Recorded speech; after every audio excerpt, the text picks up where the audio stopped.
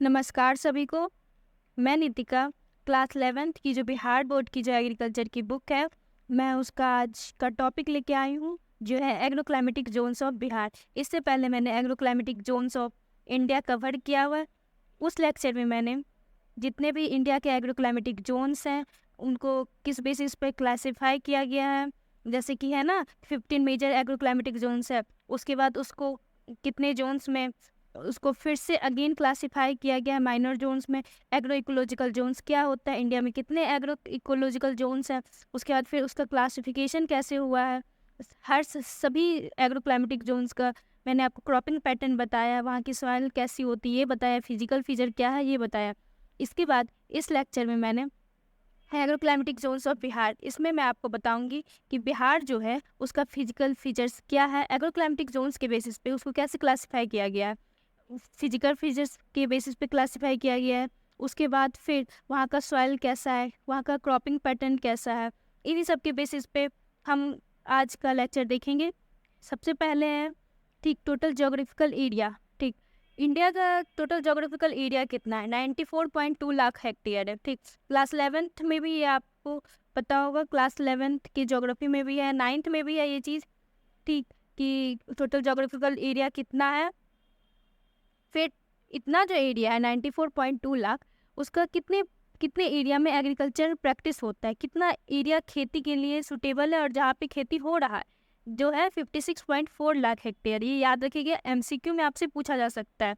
जैसे बीएचयू का एग्जाम है, बीसीईसी का एग्जाम है, और भी जो कम्पिटिटिव लेवल का एग्जाम जो आप 12th बेसिस पे दीजिएगा, ठीक, उसमें ये पूछा जा सकता है। अब देखिए इंडिया का जो क्लाइमेट है और बिहार का क्लाइमेट, उसको कैसे क्लासीफाई किया गया। बिहार का जो क्लाइमेट है वो ट्रॉपिकल और सब ह्यूमिड है। जैसे हम लोग ट्रॉपिकल रीजन के बहुत करीब है ना, इसलिए हमारे यहाँ इतनी गर्मी पड़ती है, और सब ह्यूमिड है, मतलब ह्यूमिडिटी भी हमारे यहाँ बहुत ज़्यादा है। मतलब ह्यूमिडिटी मतलब नमी, मतलब हवा में जो है नमी जो है वो बहुत है। नमी क्या होता है, नमी मॉइस्चर होता है, मतलब पानी पानी का जो अंश होता है वो हवा में बहुत है। इसीलिए हमारा जो क्लाइमेट है बिहार का वो ट्रॉपिकल एंड सब ह्यूमिड है। ट्रॉपिकल जैसे आप फ्रूट देख लीजिए, हो गया मैंगो, हो गया, ये ट्रॉपिकल क्लाइमेट को सूटेबल, इसलिए हमारे यहाँ मैंगो इतना अच्छा होता है। और आप चले जाइएगा टेम्परेट क्लाइमेट जो कि है अरुणाचल प्रदेश या उत्तराखंड हो गया या हिमाचल प्रदेश हो गया या लद्दाख हो गया, वो रीजन टेम्परेट रीजन में आता है, इसलिए वहाँ पर मैंगो का कल्टीवेशन नहीं हो पाता है। अब देखते हैं बिहार के एग्रो क्लाइमेटिक रीजन को कैसे कैसे क्लासिफाई किया गया। पहले है नॉर्थ बिहार और साउथ बिहार। आपको पता है आप बिहार में रहते हैं, गंगा नदी बिहार को दो पार्ट में डिवाइड करती है, एक तो नॉर्थ बिहार में डिवाइड करती है, एक साउथ बिहार में। नॉर्थ बिहार जो है उसमें बहुत सारी नदियाँ आके मिलती है, जैसे नेपाल से बहुत सारी नदियाँ आती है, गंडक है, कोसी है, घाघरा है, बागमती है। वो जो नॉर्थ बिहार का जो प्लेन है उसको पूरा बाढ़ का जब टाइम रहता है वो बहुत फर्टाइल बना देती है। बाढ़ आता है वो उसमें मिट्टी लेके आता है, नई मिट्टी लेके आता है, इसलिए वो जो प्लेन है नॉर्थ बिहार का बहुत फर्टाइल होता है। वहाँ क्रॉपिंग पैटर्न जो है वो भी मोस्टली ये धान वगैरह बहुत अच्छा होता है वहाँ। उसके बाद है साउथ बिहार। साउथ बिहार में साउथ बिहार जो है थोड़ा सा प्लेट्यू रीजन आ जाता है, पठारी इलाका, जैसे गया वाला है ना, नीचे झारखंड का रीजन है, इसलिए पठारी। यहाँ कोई वैसे परमानेंट नदियाँ नहीं है, जो भी नदी है वो सब टेम्प्रोरी है बस। जैसे सोन है, सोन में भी सालों भर उतना पानी नहीं रहता, बस बरसात के दिनों में वहाँ पे अच्छा पानी रहता है। और जैसे फल्गु है, पुनपुन है, क्यूल नदी है, इन समय में ज़्यादा पानी, बस बरसात के मौसम में पानी रहता है नहीं, तो इस कारण इस एरिया में उतना अच्छा क्रॉपिंग पैटर्न नहीं देखा है। मतलब कि जो ड्राईलैंड वाले जो क्रॉप होते हैं, ड्राई फार्मिंग जो होती है, वो वाले क्रॉप यहाँ पे आपको ज़्यादा देखने मिलेगा, जहाँ की नदी नहीं है, मतलब इरिगेशन का सोर्स वहाँ अवेलेबल नहीं है, वैसे रीजन में। पॉपिन जो थे वो एक साइंटिस्ट थे, ठीक, उनके अनुसार बिहार को जो है दो एग्रो क्लाइमेटिक रीजन में डिवाइड किया गया, नॉर्थ बिहार, साउथ बिहार। और नॉर्थ बिहार का जो है CWG है, ठीक, और साउथ बिहार का AW। ये जो CWG क्या है, AW क्या है, ये आप बाद में जब यूजी में आइएगा तब ये आपको अच्छा से पता चलेगा CWG क्या है और AW क्या है। अभी फिलहाल बस आप याद रख लीजिए, इसको ऑब्जेक्टिव के तौर पे पूछा जा सकता है, CWG क्या है और AW क्या है। उसकी बात चलते हैं क्लासिफिकेशन। देखिए सबसे पहले मैं आपको मैप दिखा देती हूँ। ये है नॉर्थ बिहार का मैप, नॉर्थ बिहार में भी जो नॉर्थ वेस्ट रीजन है उसका मैप है ये।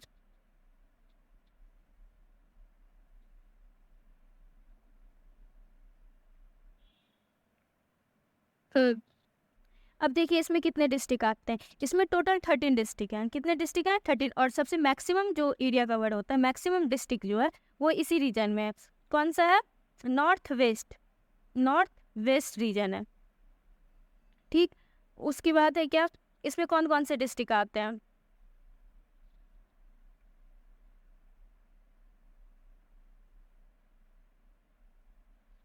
वेस्ट चंपारण आता है, उसके बाद ईस्ट चंपारण आता है, दोनों चंपारण आ गया। गोपालगंज है, सिवान है, ठीक, सीतामढ़ी है, शिवहर है, मधुबनी है, दरभंगा है, समस्तीपुर है, वैशाली है, मुजफ्फरपुर है और बेगूसराय है। देखिए बेगूसराय के तक का मतलब यहाँ से आपकी गंडक नदी है, ठीक, बूढ़ी गंडक है, फिर बागमती है, कमला है, कोसी है। तो इस जो ये जो वाला जो प्लेन है, एक मिनट, ये वाला जो प्लेन है, ये वाला जो प्लेन है, इसका जो स्लोप है साउथ ईस्ट की तरफ है, मतलब ऐसे स्लोप है, ये है। ये पता चल गया कि, और देखिए इस रीजन में क्या, इसके फीचर्स क्या क्या। ये जो इलाका, यहाँ पे बहुत सारी जितनी नदियाँ आती है वो पानी तो लेके आती है, साथ में इस एरिया में चौड़ और मन जैसे भी आपने वर्ड सुने होंगे कि जो यहाँ चौड़ है, मन मिलता है, मतलब ये जो होता है लो लाइंग एरिया होता है, मतलब गड्ढा जैसा रीजन होता है, उस एरिया में पानी भर जाता है। जैसे नदी आई, बाढ़ लेके आई, या नदी में ज़्यादा पानी हो गया तो वो जो लो लाइंग एरिया होता है वो पानी से भर जाता है और सालों भर उसमें लगभग पानी रहता है। तो उस एरिया में आप क्या कल्टिवेट, जैसे मछली पालना अच्छा हो सकता है, और जो पानी वाली जो भी फसल जैसे मखाना वगैरह हो गया, वो सब इस रीजन में बहुत अच्छा होता है। ठीक, और जैसे हो गया आप थोड़ा पानी कम है तो आप चावल लगा सकते हैं, और क्या, ऑयस्टर कल्टीवेशन कर सकते हो। ऑयस्टर पता है ना, वो मोती की जो फार्मिंग होती है, वो भी इस रीजन में कहीं होता है। आप पता कीजिएगा बिहार में ऑयस्टर फार्मिंग कहाँ होता है। उसके बाद चलिए इसका फीचर्स देखते हैं। एग्रोक्लाइमेटिक जोन 1, ये जोन 1 था, ठीक। उसके बाद इसमें 13 डिस्ट्रिक्ट है, नॉर्थ वेस्ट है, और ये गंगा के नॉर्थ में लोकेटेड है। इसका स्लोप बता दिया, साउथ ईस्ट डायरेक्शन में है, ठीक। और यहाँ पे जो है कार्सियस स्नोडल्स मिलते हैं, जैसे कि हो गया जो कैल्शियम वाला जो सॉइल होता है ना, वो यहाँ मिलते हैं। इस डिस्ट्रिक्ट हो गया सारण हो गया, वैशाली हो गया, समस्तीपुर हो गया, ये सब वाटर लॉक रीजन है, मतलब कि यहाँ पर हमेशा पानी जो है ना, ये पानी से लगभग डूबा हुआ रहता है, ऐसा रीजन है। मतलब कि चौड़ और मन जो होता है उसकी संख्या यहाँ पे बहुत ज़्यादा है ना, लो लाइंग एरिया होता है चौड़ और मन। ये तो हो गया इसका फीचर्स। अब देखते हैं इसका क्रॉपिंग पैटर्न क्या है इस रीजन में। इस रीजन में शुगर केन बहुत अच्छा होता है, पश्चिम चंपारण और पूर्वी चंपारण, यहाँ शुगर केन बहुत अच्छा होता है। राइस, देखिए एक ऑब्जेक्टिव आपके लिए है, मरचा राइस जो है, जो कि पश्चिम चंपारण की, उसको भी हाल ही में जीआई टैग मिला हुआ है, ठीक है, ये आप ऑब्जेक्टिव के लिए याद रखिएगा। उसके बाद है वीट, पिजन पी, लीची, मैंगो, मखाना और सिंघाड़ा, वो पानी फल जो होता है उसकी खेती यहाँ पे बहुत अच्छी तरीके से होती है। फिर देखते हैं सेकेंड है एग्रोक्लाइमेटिक जोन 2, है ना, एग्रोक्लाइमेटिक जोन 2, ये कौन सा रीजन आएगा? ये आएगा अब नॉर्थ ईस्ट वाला, गंगा की जो नॉर्थ साइड में नॉर्थ ईस्ट वाला जो रीजन है वो वाला रीजन आएगा। देखिए मैं आपको दिखाती हूँ मैप में, ये जो रीजन है ये आता है नॉर्थ ईस्ट रीजन में। इसमें टोटल 8 डिस्ट्रिक्ट है। कितने डिस्ट्रिक्ट है? 8। और यहाँ पे जैसे कोसी नदी यहाँ से फ्लो कर रही है, ठीक, इधर कहीं आपको महानंदा मिल जाती है, ठीक, और भी नदियाँ, छोटी मोटी नदियाँ हैं। इस एरिया में क्या कैसे क्रॉप होता है? सबसे पहले तो देखिएगा, यहाँ किशनगंज के पास आपको थोड़ा सा आपको चाय की खेती भी मिल जाएगी। मखाना के लिए ये एरिया बहुत फेमस है, और यहाँ पे जूट की फार्मिंग भी होती है। ये वेस्ट बंगाल से जो सटा हुआ बेल्ट है, यहाँ जूट की फार्मिंग बहुत अच्छी होती है। अब देखते हैं इसका फीचर्स क्या क्या है। एलुवियल प्लेन है, ठीक, formed by sediment carried out by the river name Kosi, Ganga, Mahananda and its tributary. इसके कारण जो है सेडिमेंट, ये भी बहुत अच्छा फर्टाइल रीजन है। रेनफॉल जो होता है, अब देखिए यहाँ एक ऑब्जेक्टिव क्वेश्चन है आपके लिए, कि rainfall during the monsoon is highest in this zone. जैसे किशनगंज वाला एरिया, यहाँ पे सबसे ज़्यादा बारिश यही पड़ती है। हाईएस्ट रेनफॉल वाला जो जोन है वो यही जो एग्रो क्लाइमेटिक जोन 2 जो है सबसे हाईएस्ट रेनफॉल वाला जोन है। कितना? 11.50 मिलीमीटर। और सबसे मैक्सिमम डिस्ट्रिक्ट जो कवर होते हैं वो किस जोन में? वो एग्रो क्लाइमेटिक जोन 1। जो 13 डिस्ट्रिक्ट था ना, तो पश्चिम चंपारण, पूर्वी चंपारण वाला, वहाँ यहाँ का जो सॉइल है वो एसिडिक मिनरल्स होता है इसमें। जो कि अभी नॉर्थ वेस्ट वाला जो मैंने बताया एग्रो क्लाइमेटिक जोन 1, वहाँ कैल्शियस सॉइल मिलता है। मेजर क्रॉप्स जो है वो कौन कौन से? जूट है, मेज़ है, बनाना है, मखाना है, मस्टर्ड है। यहाँ मखाना की खेती भी बहुत अच्छा होता है। जैसे मधेपुरा और सहरसा वाला जो बेल्ट है, गुलाब बाग आपने सुना होगा, गुलाब बाग मंडी, कटिहार का बेल्ट है, थोड़ा पूर्णिया से सटा हुआ रीजन है। ठीक, यहाँ पे मेज़ की बहुत अच्छी फार्मिंग होती है, बनाना होता है, मखाना का बेल्ट है, फिर मस्टर्ड और राइस का भी ये बेल्ट है। ठीक, और जूट की भी यहाँ फार्मिंग बहुत अच्छी होती है। अब इसके बाद हम देखते हैं नेक्स्ट जोन जो है वो है एग्रो क्लाइमेटिक जोन 3। जोन 3 को जो है वो 2 पार्ट में डिवाइड किया गया है। जैसे साउथ वाला जो बिहार है उसको 2 पार्ट में हम डिवाइड करके रखते हैं। चलिए मैं आपसे आपको बताती हूँ। जैसे ये जो है साउथ बिहार, यहाँ से गंगा नदी फ्लो कर रही है। ठीक, उसके बाद इसको 2 पार्ट में डिवाइड किया गया है इस जगह से। ये है जोन ए, एक जोन ए है और एक जोन बी है, मतलब कि एग्रो क्लाइमेटिक जोन 3A है और एग्रो क्लाइमेटिक जोन 3B है। अब देखिए कौन कौन सा है। जैसे एग्रो क्लाइमेटिक जोन 3 जो है उसमें उसका पहले कंबाइंड फीचर्स देखते हैं। इसमें एलुवियल और रेड सॉइल मिलता है। ठीक, by the Ganga river those flowing from the south having origin in the Chota Nagpur plateau marked by backwater known as tal and extended Buxar to Bhagalpur. देखिए अब इसमें क्या है, ये जो रीजन है ना, ये वाला रीजन, यहाँ पे गंगा ना, जो ये आपका ये जो रीजन है ये मोकामा का रीजन है। यहाँ पे आपको ताल रीजन, मोकामा ताल आप सुने होंगे। वो भी क्या है, वो एक लो लाइंग एरिया, वहाँ पे सालों भर मार्सी लैंड रहता है और वहाँ पे हमेशा पानी भरा हुआ रहता है, ऐसा रीजन है। ये जो पूरा है ना, ये इलाका पूरा लखीसराय, मुंगेर, भागलपुर, ये पूरा लो लाइंग एरिया होता है।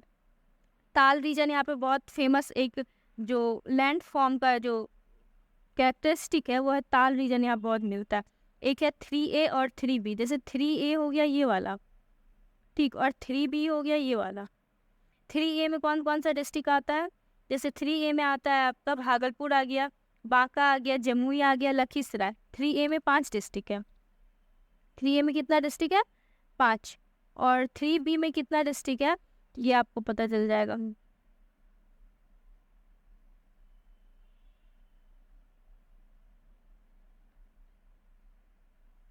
3B में 11 डिस्ट्रिक्ट है ना।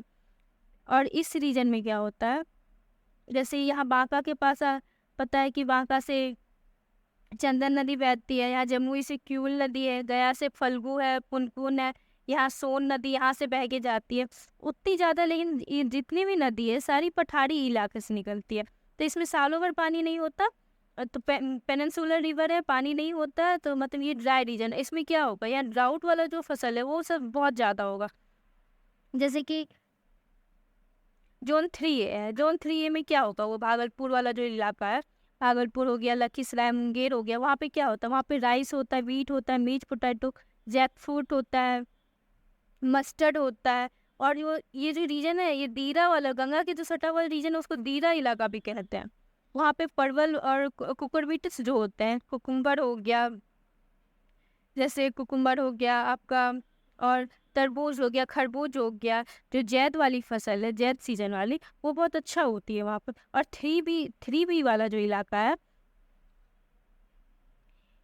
ये वाला जो रीजन है, इसमें क्या होगा, ये थोड़ा सा आपका पठारी इलाका जो पड़ता है, इसके कारण यहाँ पे उतना अच्छा फसल नहीं हो पाता। यहाँ पे जैसे मिलेट्स वगैरह का यहाँ पे खेती हो जाता है। ठीक, और ये तो कैमूर वाला रीजन है, यहाँ पे सीमेंट की इंडस्ट्री वगैरह ये सब उतना नहीं है। फिर यहाँ पे थोड़ा बहुत जो फसल है वो हो जाता है, जैसे कि है कि rice, millets, sunflower, potato, onion, chilli, ये सब इस रीजन में होता है।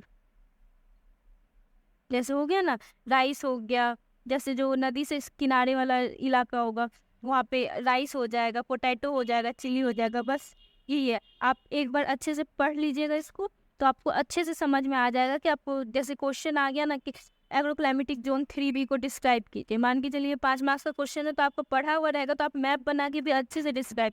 और जैसे फिजिकल फीचर्स जो है, जैसे ताल वाला हो गया, ड्रीरा वाला हो गया, ये सब बातें आप लिखिएगा तो आपको नंबर ज़्यादा मिलेंगे।